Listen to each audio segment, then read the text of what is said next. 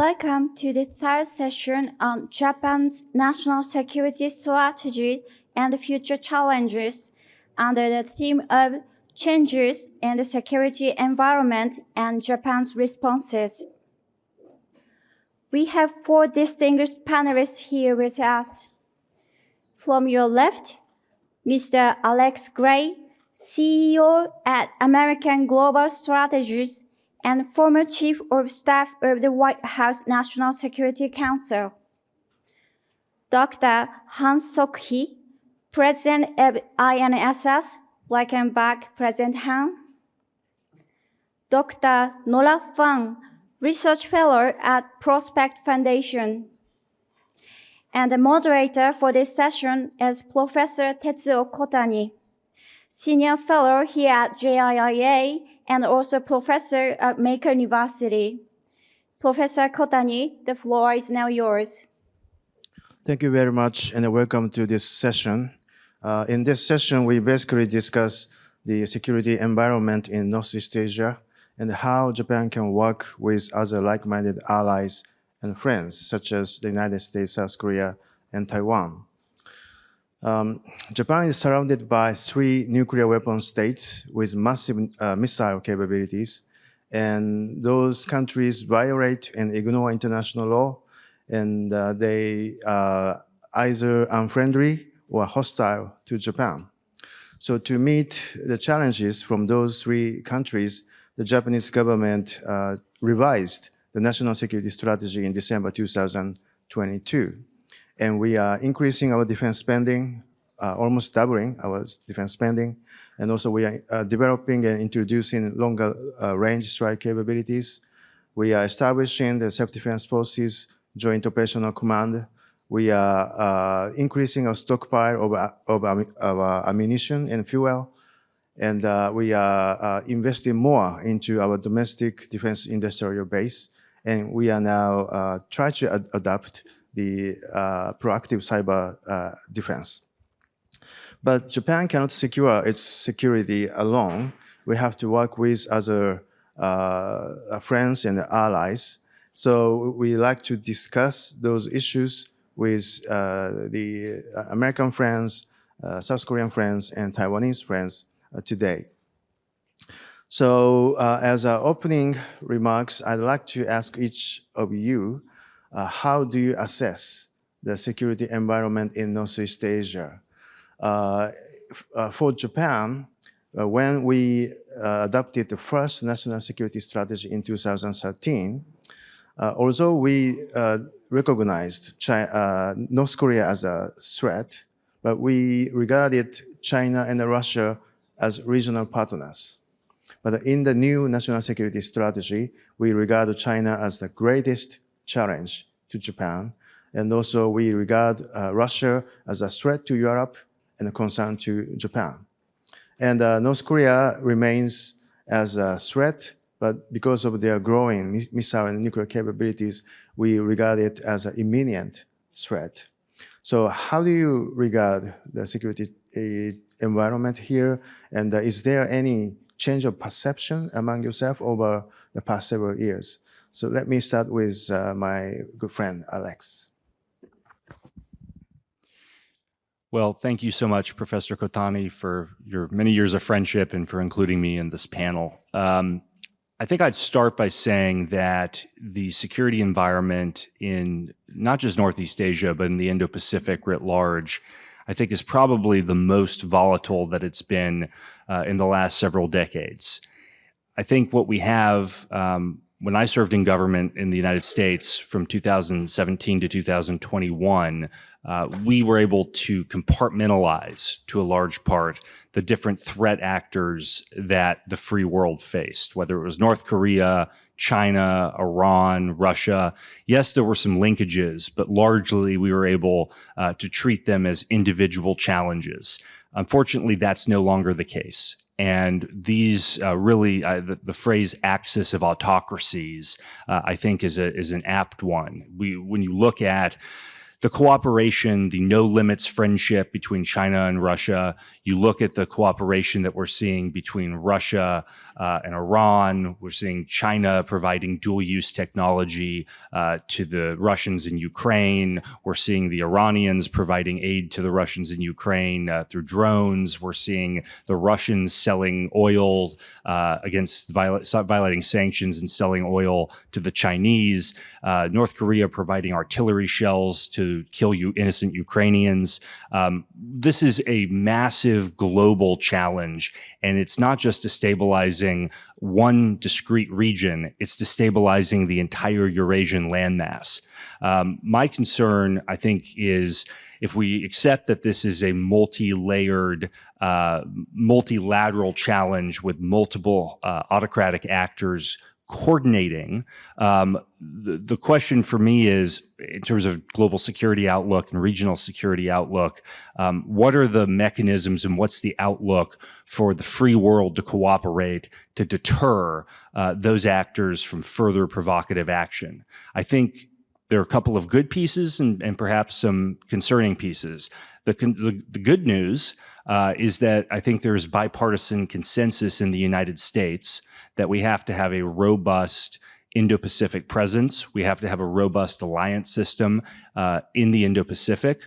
When you look at President Donald Trump's 2018 national security strategy, and you look at President Joe Biden's 2021 national security strategy, if you take away some of the superfluous language, the overall theme is the same. They both view China as the pacing threat.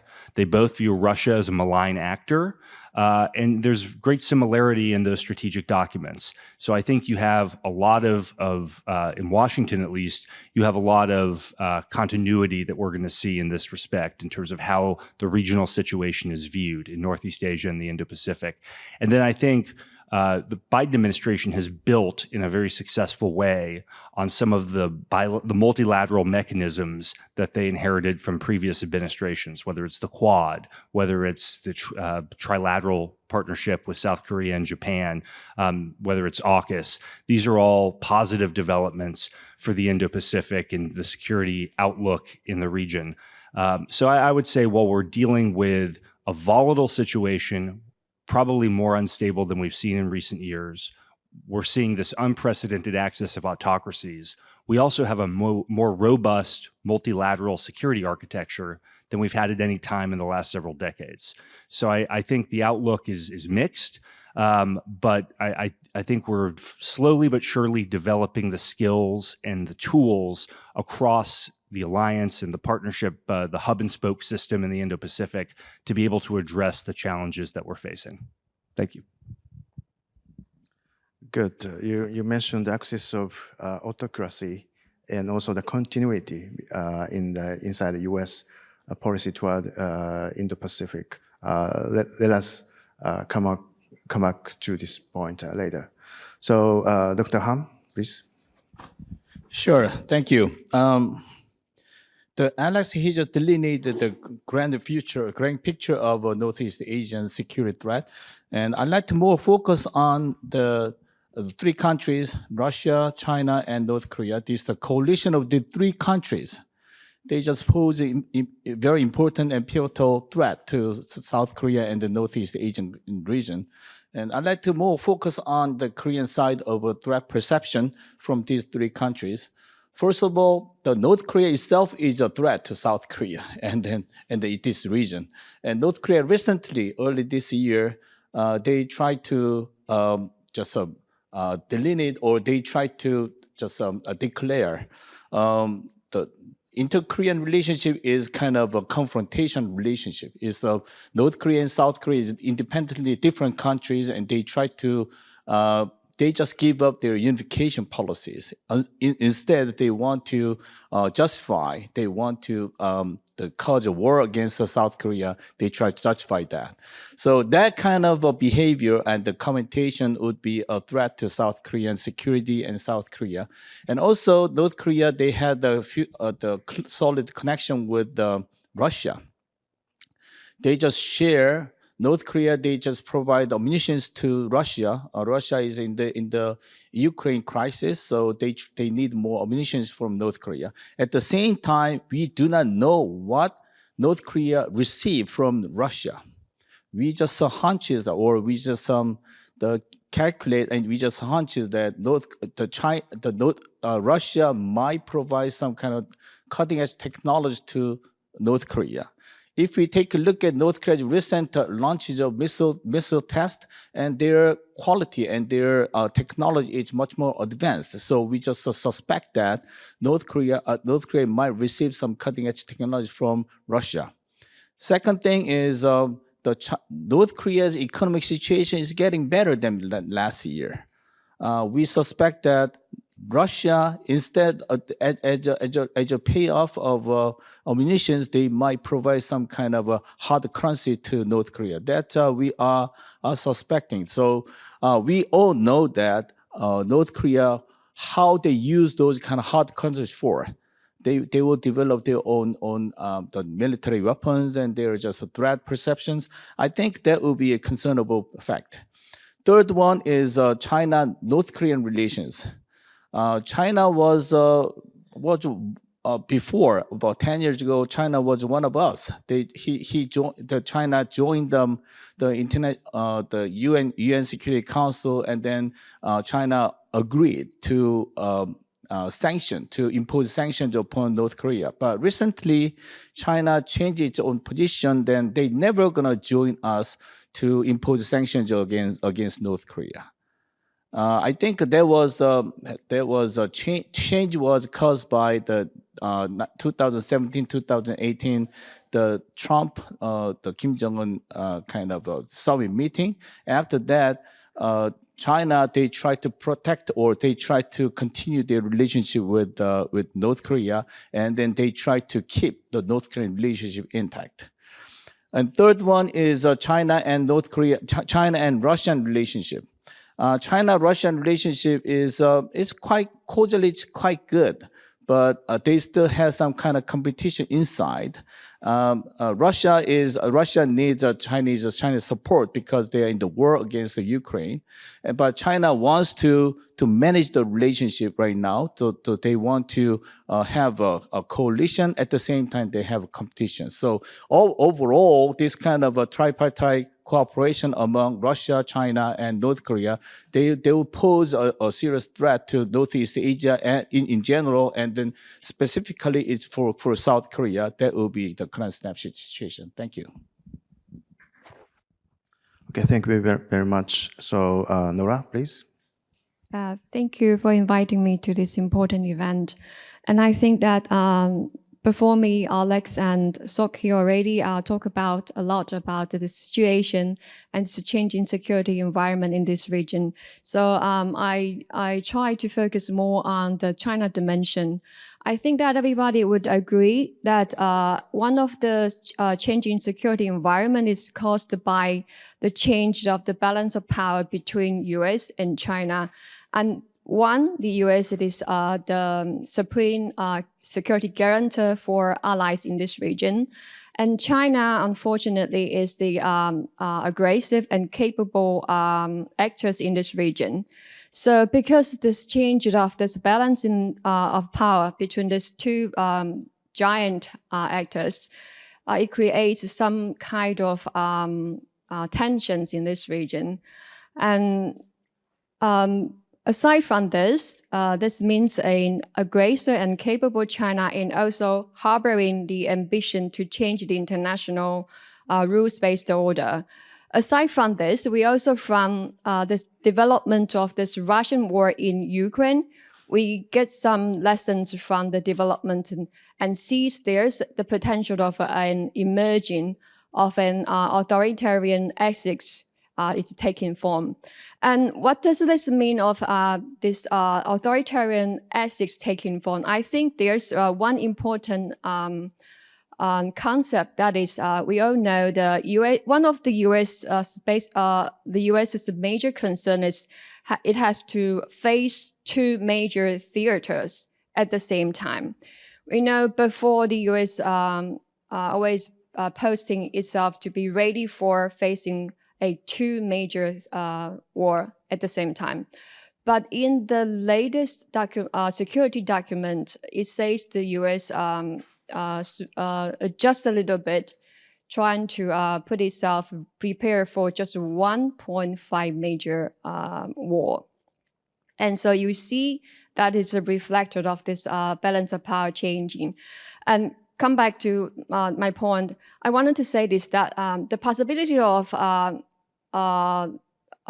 the authoritarian Essex trying to pose this dilemma to U.S. and its allies, it shows in this Russian war in Ukraine. It shows that there's a willingness to conduct co-conspiracy among these three countries. And the concern is that this kind of co-conspiracy would damage the deterrence the US and allies are trying to build up.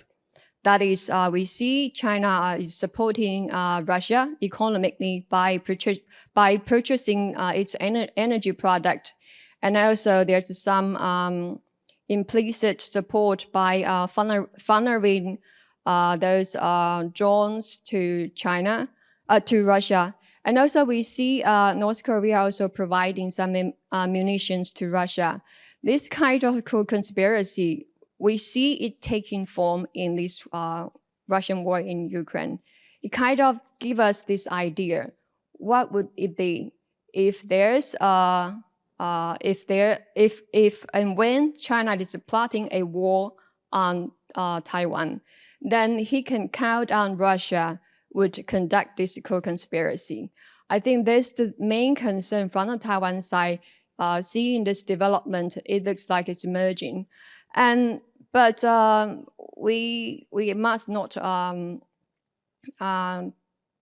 see this security environment changing with the mindset that is fatalism inside. I think because Japan, South Korea, and Taiwan, and also Australia knows that this changing environment is taking shape, so we have to do more. And in one way we have to do more is trying to tipping the balance of power back to the situation that the US and ally will be more comfortable. That is to increase our deterrence against China's aggression.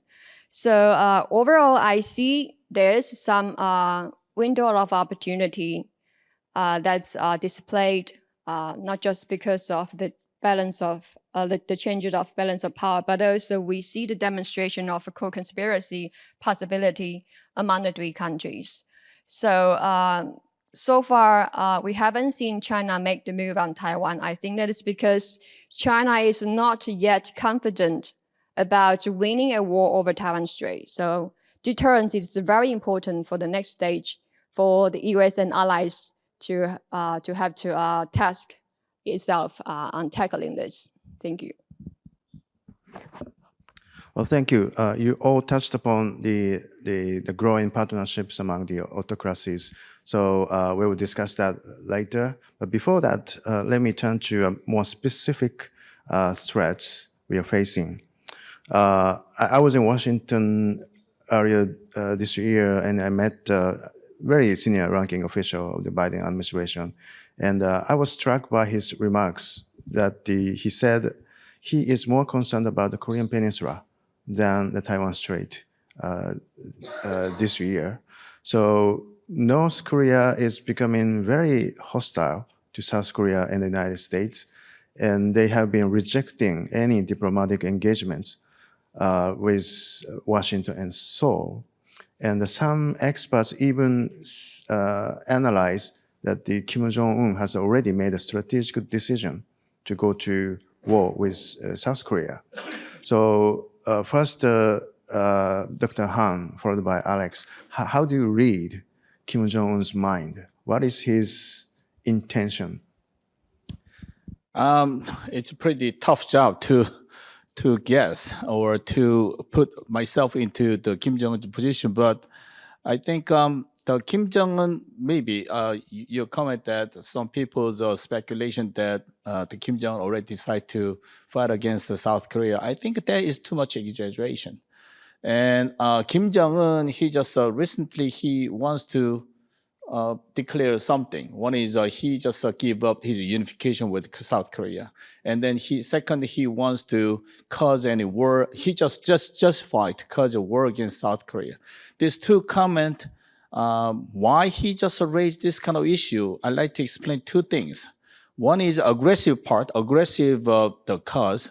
The second is defensive cause. Aggressive cause is both cause the major objective is to keeping his regime intact. As time goes by, he is kind of threatened by outside that his regime is getting more deteriorated. So first thing is China is declining. For more than 30 years, the North Korea, they depend on China for economically and diplomatically. About 90% of their necessary goods coming from China.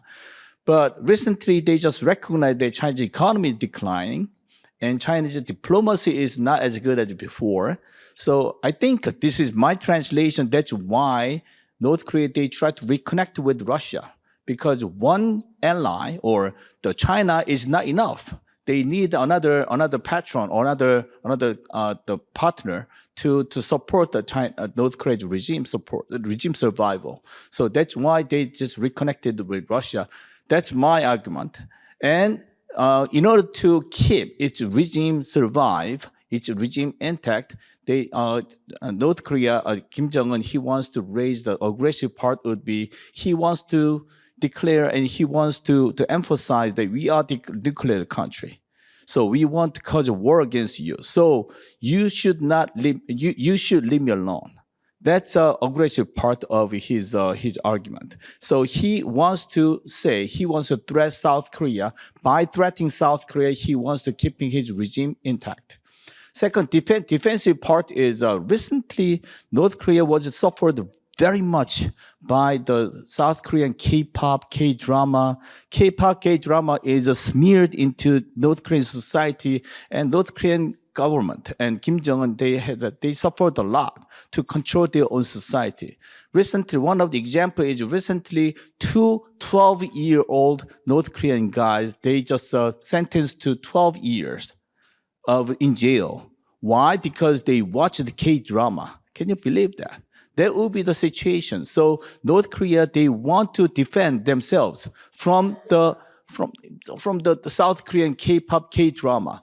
Why they are concerned about that? Because they are concerning that if that kind of that kind of exchanges or that kind of the exchanges continues, then North Korean people, they concerned that they might be second-rated people. The South Korean people, the first-rated people, they are second-rated people. So they're concerning about that. So they try to keep Korean culture and Korean drama, Korean pop, they just intact from outside. They try to keeping their own society intact. So that's two reasons, two aggressive part and defensive part. But keeping the regime would be major objective of their policy. So I think they say that they're going to invade South Korea, but I don't think they have any possibility to invade South Korea. Currently, they just sold their own ammunitions to Russia. What kind of weapon they have? So temporarily, they have no capability to invade South Korea.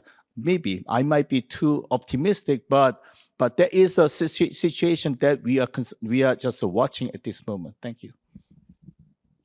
Thank you. It's interesting to hear that the Kim Jong-un is afraid of Korean soft power, the K-pop power. So Alex? Well, I would never try and get in Kim Jong-un's head. I think that's not a winning strategy. But what I will say, Dr. Han had some very, I thought, thoughtful comments on the internal dynamics in North Korea. I think Kim Jong-un historically has certainly responded, and his father and his grandfather have all responded to internal stimuli and pressures on the regime when making decisions about their outward behavior. But I think they're also making decisions that are based on external factors as well. And I would highlight, I think this axis of autocracy that we all keep talking about, I think this is not just something that's happened in a vacuum. The axis of autocracy is a reflection, its rise, its unprecedented cooperation is a reflection of a very real degradation in the liberal international order. This is a reflection of what happened in Afghanistan in 2021. It's a reflection of what happened in Ukraine. It's a reflection of what's happened in the Red Sea. There are over and over again flashpoints around the world that are giving a sense based on the inability of the free world to respond. And I think in what I think the axis of autocracies would understand is from a position of strength. It's leading to further provocative behavior. To go back to the old President Ronald Reagan quote, peace through strength. And I think what we're seeing is a significant lack of that. We're seeing, in many ways, a failure of deterrence globally by the West. And I think Kim Jong-un, if you look at the North Korean regime and how from about late 2017, early 2018 through 2021, you look at its provocative behavior or lack thereof, and you contrast it with the provocative behavior over the last 2.5, 3 years, it's a marked difference. And I think, again, that's a reflection of a larger trend of a destabilizing world order and the perception of weakness coming from the West. So, I think one of the things we also have to be mindful of, there is a perception, I think China very much believes this, I think very much to their, potentially to their great damage, that the military balance between the United States and its allies and the axis of autocracy is moving in a direction that's disadvantageous for the Western democracies. There are plenty of reasons to think that, and you can argue that in different ways, but I believe that there is North Korea, Russia, China, Iran, all to some degree view the United States as less capable and less willing and less able to project power in a way that they would need to uphold the liberal international order. All of those things, in addition to the great points Dr. Han made, I think are contributing to this very destabilizing situation in the Korean Peninsula. Well, Alex, I understand there are some people in the Democratic Party circle who advocate arms control negotiation with North Korea, including Tony Blinken before he joins the government. Do you see any similar argument inside the Republican circle?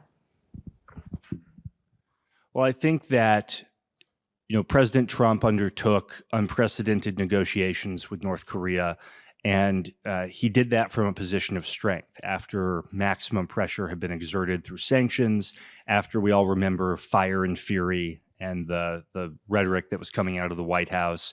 We remember the escalation of U.S. military presence on the peninsula. All of that then led to President Trump believing that it was worth changing 25 years of failed U.S. policy that really hadn't produced a change to try and come to the negotiating table with Kim Jong-un and get a different outcome. What I would argue, and obviously there are different points of view within the Republican Party and U.S. policy circles, I would argue that we're in a very different world now in 2024 than we were in 2017, 2018.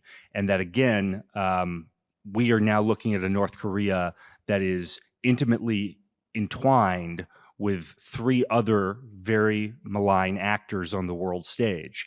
And simply attempting to negotiate with North Korea as an independent actor and ignoring the connections it has to conflicts in Ukraine, the Middle East destabilization, you have to look at this holistically. And so I would just, my personal opinion, and I think this is shared by plenty of people in Washington of both parties, is that we would be very unwise to simply strategically treat these individual malign actors without compartmentalize them, rather than viewing this as a more holistic challenge to the international order? Sure. Then you asked the opinion to have arms reduction negotiation with North Korea is the last thing that Korean government and Korean public wants to see. So I think no matter what kind of negotiation United States do with North Korea, I think prior to that, United States wants to have the discuss with the South Korean government. That would be the keeping the alliance system very robust, and then keeping the Northeast Asian security more solid. I think North Korea wants to do is they want to just evade. They do not want to discuss with South Korea. They want to directly communicate with the United States. That's what they want to do. And if United States wants to have a negotiation with the North Korea upon the arms reduction, that means that is that we just convinced, we just recognize North Korea's nuclear power. So that is their own kind of intention. So we have to evade. We have to be very careful to evade that kind of the event. Well, thanks for the additional comment. Actually, the arms control negotiation between North Korea and the United States is the last thing for Japan to see as well. So let me turn to the Taiwan Strait situation. So the Taiwanese people elected another DPP presidential elect. And so far, I think the Chinese military pressure against Taiwan is very much restrained after 1 month. But there's always a chance that China could increase the military pressure again against Taiwan when China is suffering from the slowing down of economy, and as President Xi Jinping needs to seek his fourth term, he needs to achieve certain big success in his political career. So this question is for Norah and followed by Alex. So how do you see the current cross-strait relationship after the election, and how would you think you can further increase the deterrence against China? Okay, thank you for this question. I've heard some American experts, and also you mentioned that you deemed the Chinese actions after our election as somehow restrained. But in my opinion, I wouldn't characterize it this way. I think that I don't think China is holding itself back, but I would like to provide this concept that we have to see what's the purpose of the Chinese putting pressures on Taiwan. I think the purpose of China putting pressures on Taiwan is he wanted to trying to shape the next Lai Ching-te administration's policy towards not just China, but also to the outside world. And so I see China maybe at this initial stage, it does not impose a very strong military pressure on Taiwan, but you can see it. China already poached one of our diplomatic allies, that is Nauru. I think it's probably just the next day to the results comes out. So I wouldn't characterize it as self-restrained. I see that the approach that China is posing in terms of putting pressures on Taiwan is taking a gradually stepping up approach that leaves China some room to maneuver in order to shape Lai Ching-te's policy towards China and the outside world. And also another purpose for China putting pressures on Taiwan and trying to implement its cross-strait policy is to pressure the United States. So you can see last year in the APEC summit, Xi Jinping himself personally, during his talks with President Biden, he asked for support from the US side to support peaceful unification across the Taiwan Strait. I think if you are a China watcher, you will see this as this is a little bit different approach taken by China. And so many people started to pondering, what does this mean and what kind of effect of this new approach that China wanted to achieve? And I come up with this idea. I think that is an effort that China is trying to put diplomatic pressures on US and also on some other like-minded countries that are willing to cooperate with Taiwan. This kind of diplomatic pressure is that to cast the US defense cooperation and US arms sales to Taiwan as sabotaging peaceful unification. So I see, overall, I didn't see China as restrained from putting pressure on Taiwan, but to conduct this kind of pressure campaign with two fronts of this purpose. Thank you. Well, I don't think China's been restrained. I agree with Nora's comment. I think this has been part of a consistent effort, and she mentioned Nauru and goes back much farther than that to try and undermine the international space that Taiwan occupies and to delegitimize it on the international stage and international organizations and bilaterally. Look, I think there are a couple of larger points here.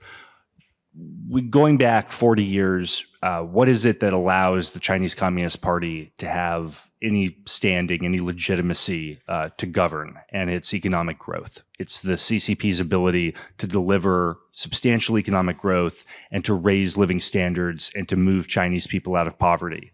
For the last 10 years, Xi Jinping has made a very different decision. He's chosen totalitarian political control instead of economic growth and the Deng Xiaoping model.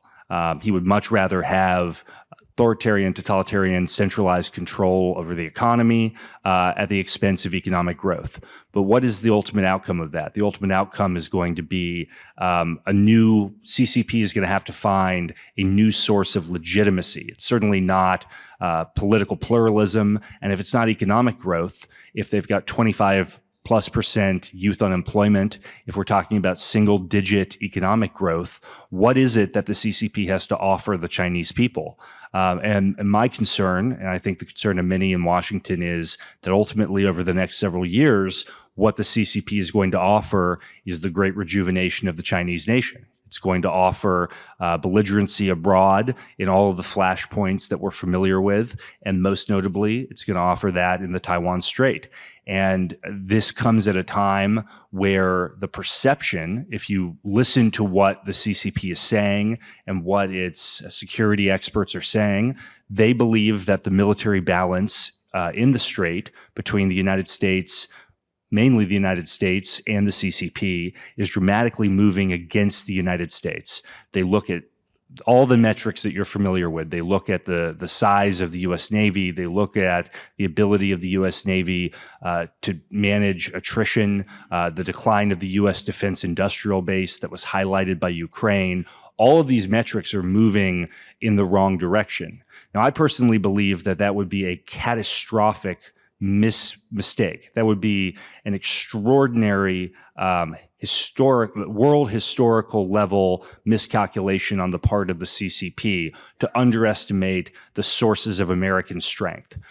Because I think the ultimate outcome would be catastrophic for the world if they underestimated the United States in such a way.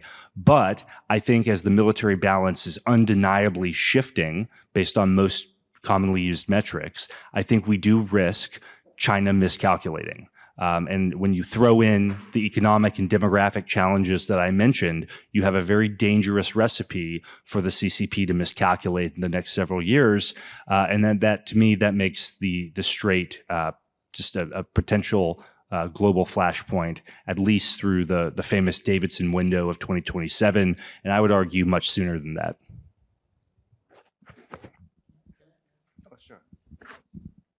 I myself is China specialist, so I visited Taiwan in 2020 and 2024. Twice of the presidential election, I watched it. In 2020, all the streets are full of people. And people, they try to rally supporting their own candidate. So it's kind of very lively. But this time, in 2024, I just visited Taiwan. It's very quiet. What does that mean? Because many people, they've already expected. So this game is no fun. So many people, they know that Lai Ching-te become the president. So this is the game that we can expect already. I think the question, China is restrained.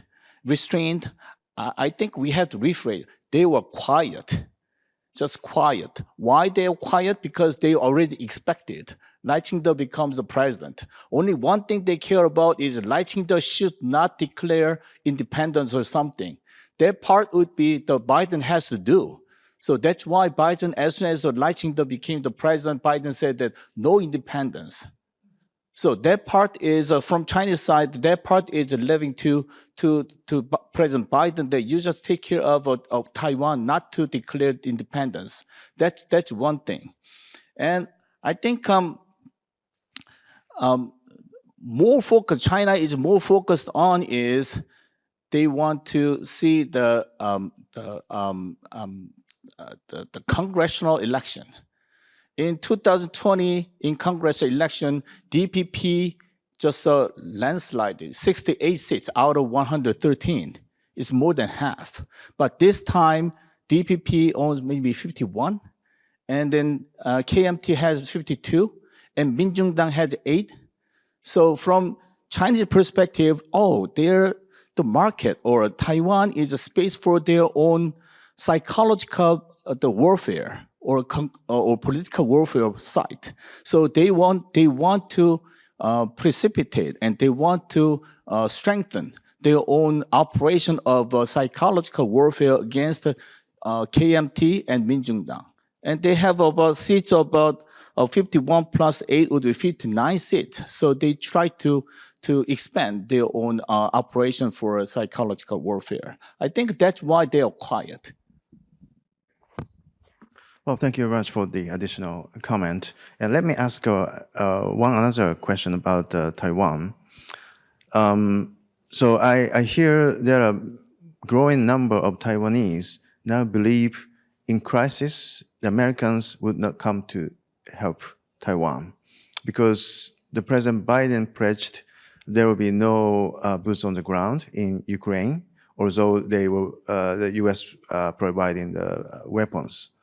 So that could be the case for Taiwan as well. So Norah, is that true that many Taiwanese are now suspecting the American commitment to the defense of Taiwan? I think right after the start of this Russian war in Ukraine, since February 2022, this kind of argument started to circulate in Taiwan. And at that time, there's a poll that's been conducted. It shows that the Taiwanese who think the US will not send troops to defend Taiwan, the polling number increased. I think it's probably 15%, shows that they believe the US will not come to aid Taiwan. But to my opinion, I think it somewhat shows the concerns that Taiwan is a little tiny country in comparison with China. We definitely will need support from the US and perhaps other allies. So if US is not aiding, then the prospects can be very dark and dimming. And so this kind of concern does exist in Taiwan, especially after the events are unfolding in Ukraine. But I also wanted to point out that there's a potential element for this kind of sentiment and argument to circulate in Taiwan. That is the so-called disinformation or influence operations from China's side. You can see that China wanted, the best scenario for China is if it has to conduct a kinetic war on Taiwan, is to have a very swift success. So if the level of resistance from the Taiwanese society and people would be extremely suppressed, then it will tremendously increase the success opportunity for China's side. So you could see the rationale behind this development and operation. But like I said, this kind of concern does exist. So the Taiwanese government started to do something in the effort to try to not just build up our self-defense capability, and also trying to nurture the confidence on our society. And by doing extending the conscription duration from the 4 months to 1 year, and also increase some defense budgets. And this trend already taking place for a few consecutive years, at least under President Tsai Ing-wen's lead. So I see there does have this concern, but we're trying to tackle it. Thanks. So let us turn to the question of axis of autocracies. We have already discussed, North Korean provision of ammunition and even short-range ballistic missiles to Russia. And in return, Russia could provide military technology to North Korea, including the spy satellite technologies or even the nuclear-powered submarine technologies. And China and Russia are now conducting strategic bomber patrol around Japan very frequently, and their naval vessels circumnavigate Japan several times, even in the waters near Taiwan. So we are very much concerned about these growing partnerships among the autocracies. And the question is whether we can drive a wedge into this coalition and even throw back their cooperation. And I think this is something we have to consider as allies and friends. So this might be a very difficult question, but let me ask this question to all of you. So beginning with Alex. Well, I think there's probably no more important macro international security issue than the axis of autocracies, and how do we go about dealing with them, and how do we do it? I think we kind of talked about, is there a path for North Korea, for instance, for the United States to engage North Korea bilaterally? My view, and Dr. Hahn offered his view, which I think is similar, is that would not only be counterproductive for the United States, given the situation between the axis of autocracies, it would also be counterproductive for the U.S. in terms of our alliances with South Korea and Japan. So I think we've got to be very strategic about how do we prioritize in a world of limited resources, particularly in the United States, where we're seeing considerable domestic political pushback to a robust U.S. presence in the world. How do we go about prioritizing where the U.S. engages? What are our core interests? And how do we go about pursuing those interests? I would argue, and this is reflected in the current U.S. administration and the previous U.S. administration's national security strategy, that in a world of finite resources, the PRC has to be the pacing threat. The PRC has to be the organizing principle of U.S. national security policy. Doesn't mean we ignore other areas, but it means that in terms of allocating resources, particularly on the military side, and particularly when we're thinking about the finite attention of policymakers in Washington, I would argue that China has to be, that is the greatest threat to core U.S. interests. And I would say over the long term, it is the greatest threat to the world order as we have seen it constituted since 1945. In terms of what does that mean practically for addressing the axis of autocracies, I think it means first reestablishing the military balance in the Taiwan Strait. I think that's going to have a very salutary benefit for the military balance and for deterrence, reestablishing deterrence globally. I also think that the United States moving forward with rebuilding our defense industrial base and providing Ukraine the weapons that it needs to defend itself and ultimately to get that, ultimately to bring the Ukraine conflict to a conclusion on terms that are favorable to Ukrainian, US, and NATO interests. All of those things will help drive a wedge between the axis of autocracy because it will reestablish deterrence and it will show that the United States is willing and committed to pursuing that global liberal order that these, I would say these 4 countries, but you could add additional smaller actors, are committed to destabilizing. Thank you. I think from Korean perspective, the Russia-North Korean relationship is more threatening at this moment because currently North Korea, they might have a cutting-edge technology from Russia. That is our best concern. I just mentioned it before. Second is they might form some kind of treaty. Russia and North Korea, they just formed a treaty of the mutual defense in 1960. And in the year of 2000, they just renewed their own treaty, but at the time, the clause for automatic intervention is not in there. So, but recently, Russia and North Korea, they want to have renewed the treaty again.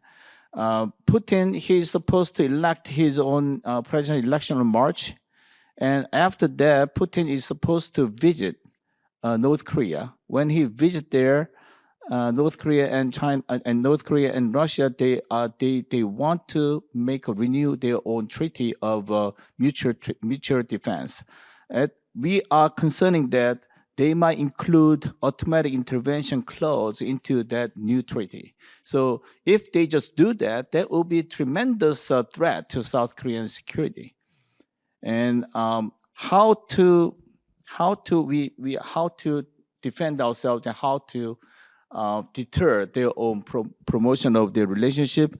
One thing is we have to strengthen the U.S.-Korea-Japan alliance or U.S.-Japan-Korea military cooperation. That would be first thing. Recently, Russia and China, they just jointly make kind of a practice military drills in East Sea and the Japanese Sea of Japan. So that caused a lot of a threat feeling to South Korea and Japan too.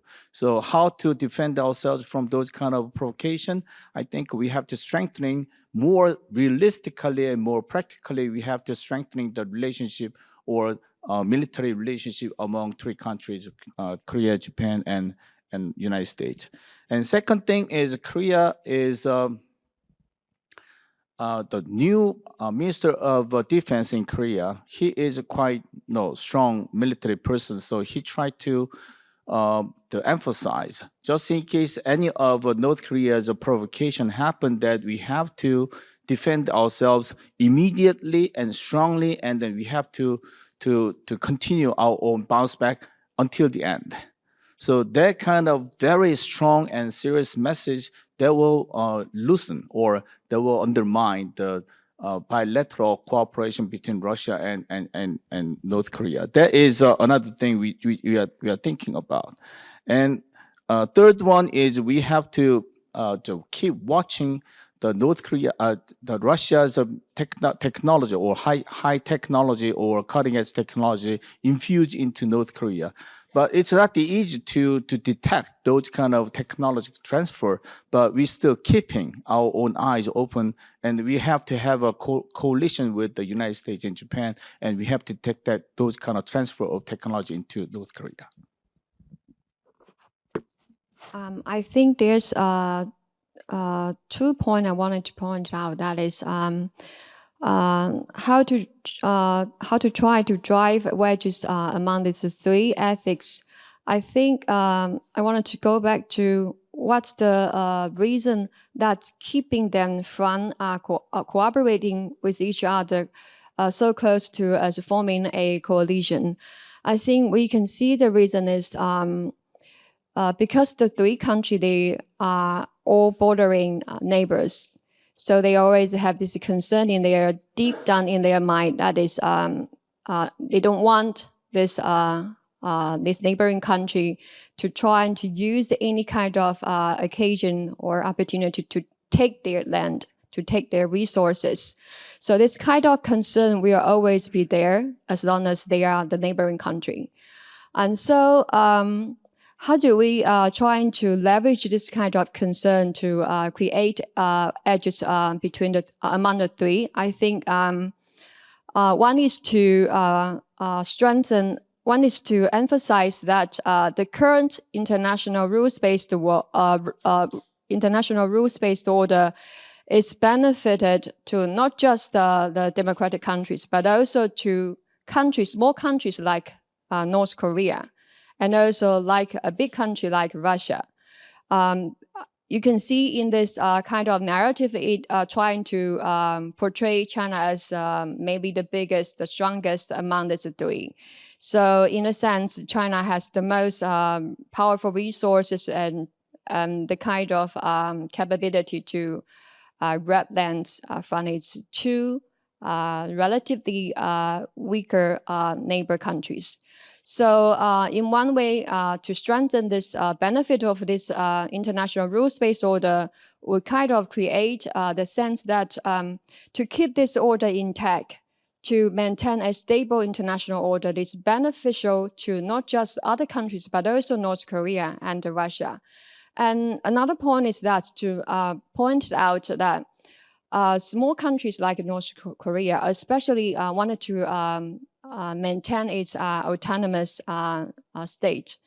And that is, even though as a patronage countries to China, North Korea wouldn't want to face the kind of pressures that China would one day ask North Korea to create turmoil while China conduct a war across the Taiwan Strait. I think, like Sukhee already mentioned, that the utmost priority for North Korea is to keep its regime in power as long as possible. So North Korea wouldn't want to have to be under the kind of pressure from China that are pushing it to take actions against South Korea. So I think to emphasize this benefit of this international rules-based order in terms of maintain the no use of force, no violation of other countries' sovereign territory, and maintain the sovereign countries' autonomy, it is also benefit to North Korea and Russia. I think that's the kind of narrative that we need to strengthen in the current situation. Well, thank you very much. As Alex mentioned, I think this is a very important question to ask for all of us to maintain stability in the international order. So let me ask another difficult question, which is Moshitora. Moshitora is a Japanese buzzword, meaning what if Mr. Trump is re-elected? And our panelists are already familiar with this Japanese buzzword, but please keep this phrase in mind because this is a common question for everybody. So let me ask each of you in reverse order. So Dr. Huang, how do you see the Moshitora scenario from Taiwanese perspective? And Dr. Han from your Korean perspective. And finally, Alex, because you are architects of Mr. Trump's Indo-Pacific strategy, and how do you see Mr. Trump's Asia policy if he is re-elected? So, Norah, please. Yes, thank you. Indeed, this is a question everybody in this room wanted to ask or trying to answer yourself. I think, but for overall for all the American allies and partners, they pick up their train in the US currently. That is not just in the Democrat Party and camps, but also in the Republicans. The two sides have a consensus that they view China as the main competitors or a main threat to the international order. So they see this major challenges there. So they already forged, they think they have to tackle these major challenges first. And so we can see actually in the first term of Trump administration, already implementing tariffs increase on Chinese export to the US. And this policy lasted until till now. That is, the Biden administration continued this policy. And we see this policy, some may say it has some side effects of creating the product prices to increase. But I wanted to point out this impact to you. That is, those tariffs kind of expedited this transfer of many productions from mainland China to Southeast Asia and South Asia. And it creates the kind of effect that is diversify and decrease this economic dependence on China.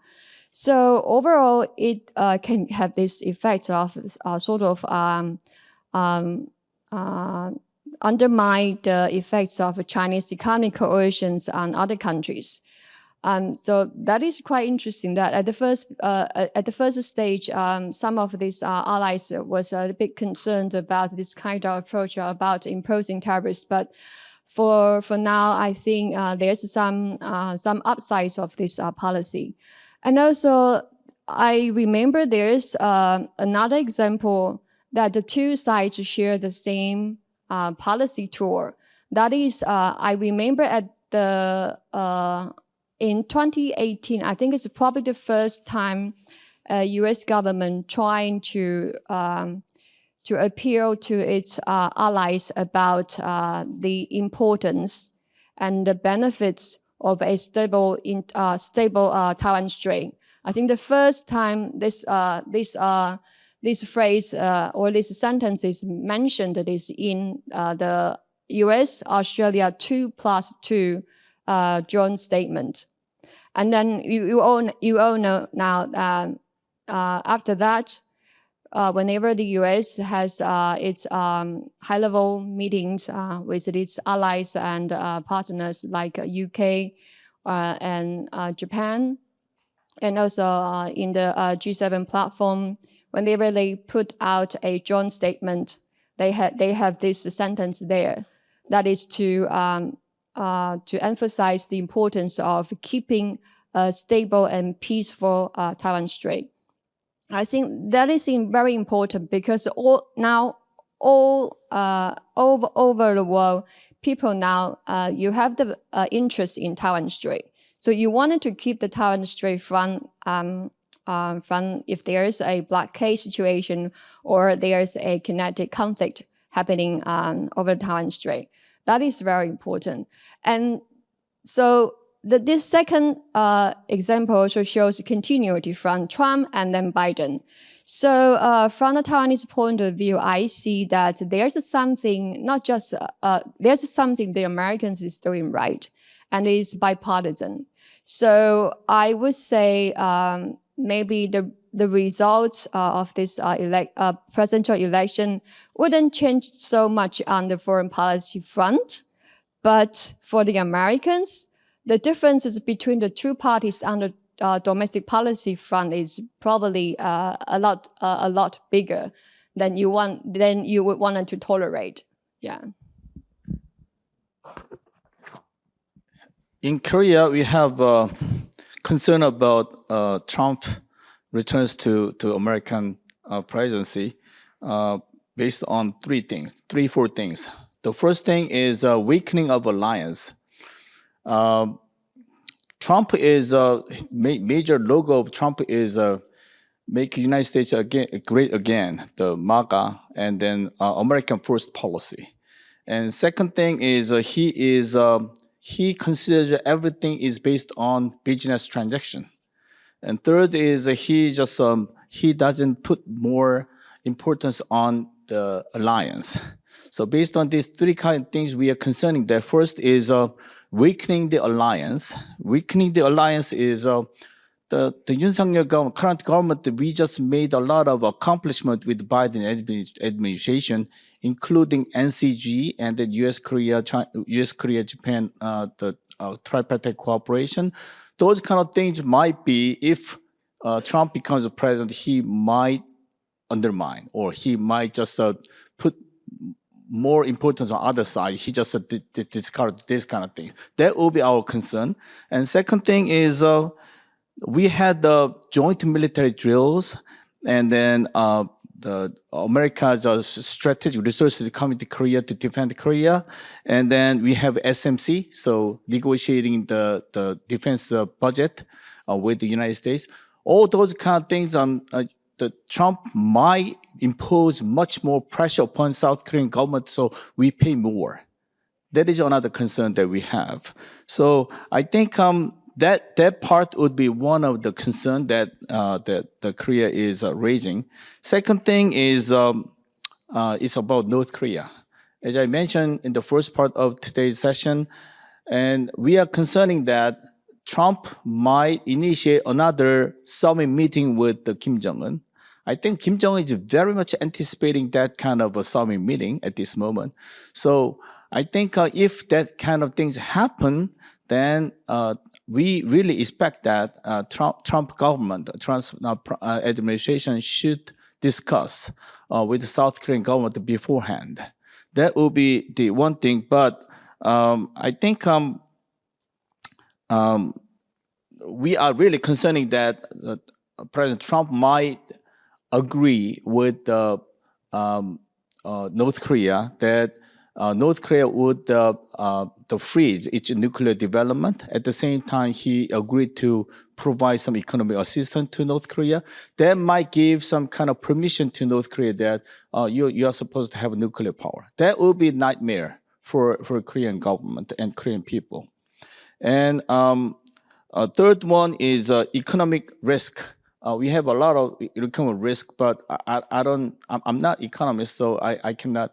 I won't explain detail in here, but semiconductor issues and then battery issues, we invest into China and United States. But if Trump, he just changes all the kind of rules and formats in this field, then we might be a target of our economic loss.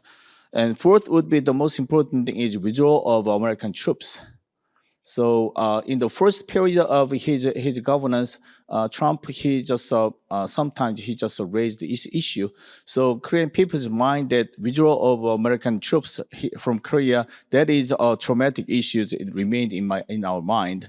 Maybe Trump might not argue to complete the withdrawal of American troops. Partial withdrawal of American troops might give wrong message to both North Korea and China. So that's what we are concerning about.